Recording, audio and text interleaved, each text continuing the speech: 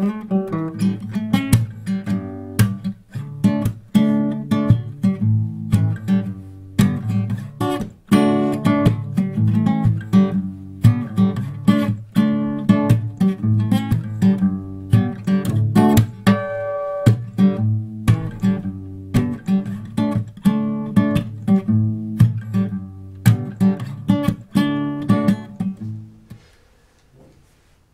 vous propose dans ces quelques minutes de vidéo de commenter un verset de l'Évangile selon Saint Jean, chapitre 8, les versets 28 et 29.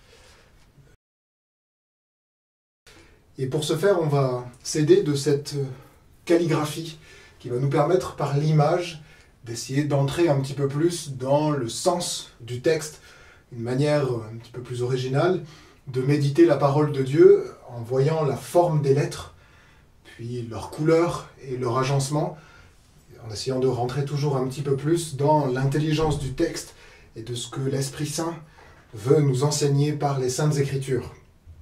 Pour mieux comprendre ce verset que j'ai retenu, je vous propose de vous lire ce qui précède, donc dans l'Évangile selon Saint Jean au chapitre 8, au verset 25.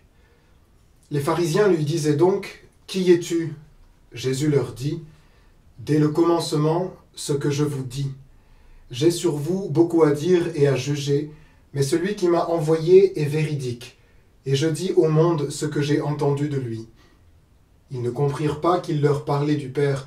Jésus leur dit donc « Quand vous aurez élevé le Fils de l'homme, alors vous saurez que je suis, et que je ne fais rien de moi-même, mais je dis ce que le Père m'a enseigné, et celui qui m'a envoyé est avec moi.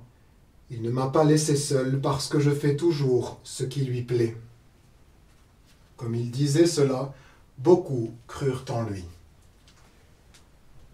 Nous sommes en réalité en pleine controverse entre Jésus et les pharisiens concernant son identité. Qui est-il vraiment?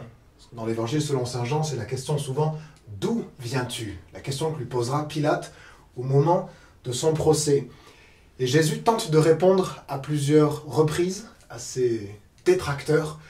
Et dans ce chapitre 8 et 9, il donne une réponse très claire à ceux qui lui posent la question, et on va le voir par deux mots. Une expression figée qui ressort assez de cette calligraphie, vous le verrez bien au milieu.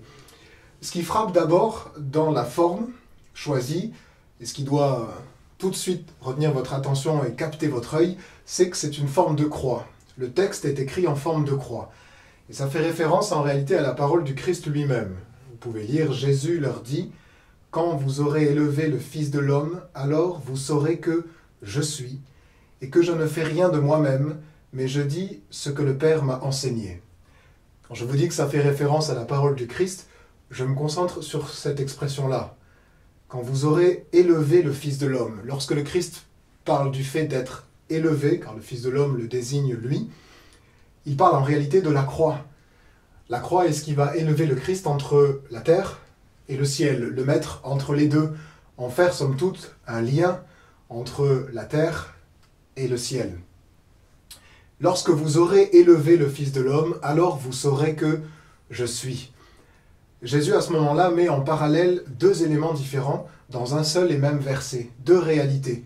Élevé, c'est la croix, alors vous saurez que je suis, ce que vous pouvez lire ressortant au milieu, fait référence à un autre verset de l'Écriture, à Exode 3, 14.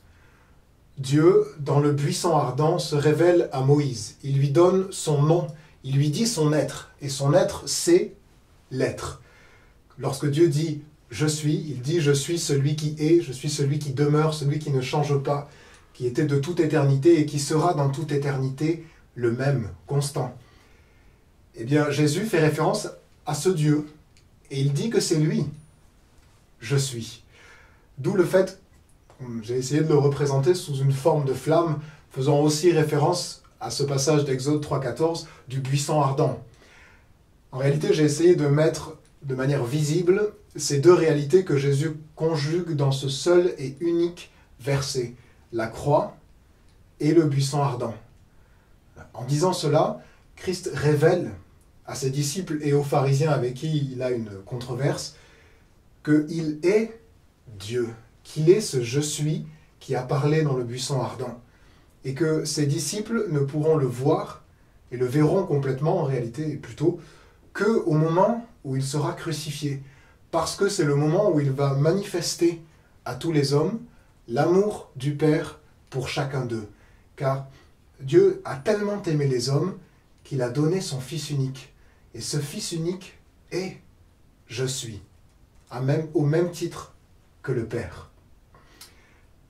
Et bien que ces quelques minutes puissent vous permettre d'entrer toujours plus avant dans l'Écriture, vous permettre de voir dans les lettres l'Esprit qui se révèle.